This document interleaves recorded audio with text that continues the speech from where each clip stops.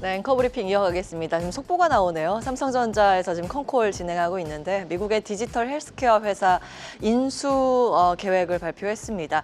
다각화를 시도하고 있습니다. 신성장 동력을 계속해서 이제 발굴해 나가고 있는데 삼성전자 실적 발표와 함께 그 안에 담긴 의미가 무엇인지 잠시 후에 자세히 짚어보겠습니다. 자, 오늘 준비한 내용 이거부터 들어갈까요? 트럼프 대통령이 우리 정부에 보낸 관세 부과 통보 시한 이야기부터 시작하겠습니다.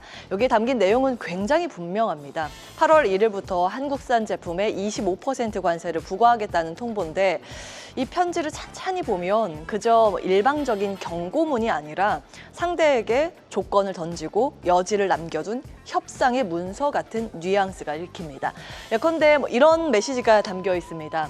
우리와 공정하게 거래하자. 미국 내에서 생산을 하면 관세는 제로다. 즉, 한국 기업들이 미국 현지에서 공장을 짓고 일자리를 만들면 관세 부담을 아예 없애주겠다는 이야기입니다. 또 이런 문장도 눈에 띕니다. 만약 한국이 관세를 올리면 그만큼 추가로 관세를 우리도 강하게 매기겠다. 상대의 대응을 보고 추가 압박도 할 수 있다는 뜻이죠. 그리고 중요한 포인트가 있습니다. 발효일은 8월 1일. 이번 서한에 분명히 명시를 했습니다.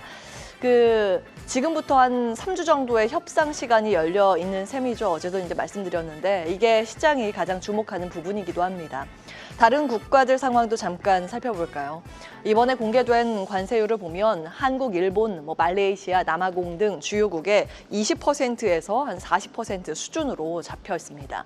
한국은 4월 2일에 발표됐던 것과 똑같게 25%가 유지됐고요. 보시면 대부분의 국가도 그 당시 발표했던 수준과 큰 차이가 없었습니다. 이런 배경 때문에 시장은 이번 관세 이슈를 4월 초의 당시처럼 곧장 연쇄 주가 급락으로 반영하지 않고 있습니다. 이미 한 차례 충격을 겪으면서 내성이 생겼다는 평가도 있고요. 무엇보다 8월 1일이라는 실제 시행일까지 각국이 협상을 시도할 시간이 남아있다는 점이 이번에는 시장의 완충제로 작용하고 있습니다. 이 관세 이슈가 다시 부각되면서 시장 내에서는 업종별로 반응이 엇갈리고 있습니다. 가장 먼저 관세 부담이 적거나 무풍지대로 꼽히는 업종이 좀 주목을 받고 있는데요. 대표적으로 여기 나와 있는 조선, 방산, 엔터, 금융 등이 있습니다. 특히 조선과 방산의 경우 이번 관세 이슈와는 사실상 무관하기도 하고 오히려 미국 입장에서는 이 조선이나 원전 같은 분야에서 한국의 기술과 협력이 필요한 상황입니다. 자국의 밸류체인이 이미 망가져 있는 분야이기 때문에 미국 자체 스스로는 해결이 쉽지 않으니 한국과 손을 잡을 여지가 있습니다.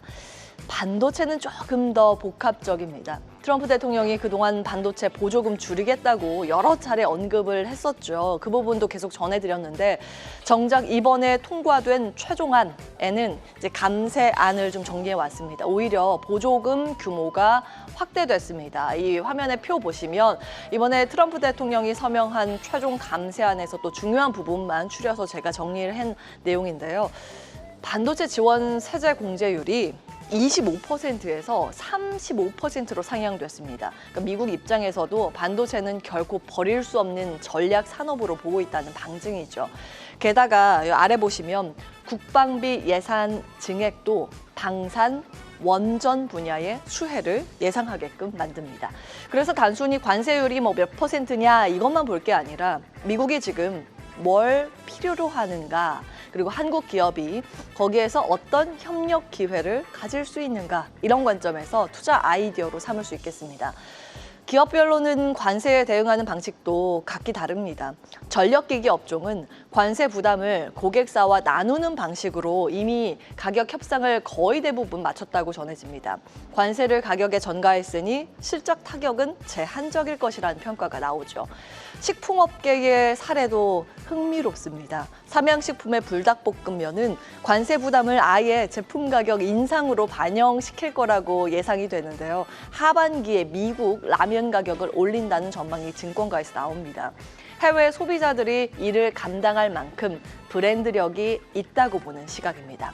화장품 업종도 비슷합니다. 관세는 분명 부담이지만 한국 화장품이 가진 그 가성비 경쟁력 덕분에 어느 정도 가격을 올려도 시장 경쟁력을 유지할 수 있다는 해석입니다.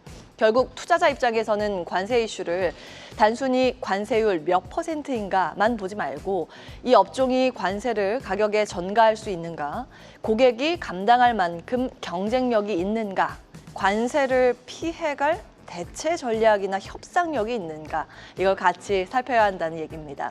미국이 필요한 조선 원전은 협력의 여지가 크고 반도체는 전략 산업으로 긴장과 협상이 공존합니다. 또 전력기기, 식품, 화장품처럼 관세를 가격에 전가하거나 여전히 매력적인 경쟁력을 가진 업종도 있습니다.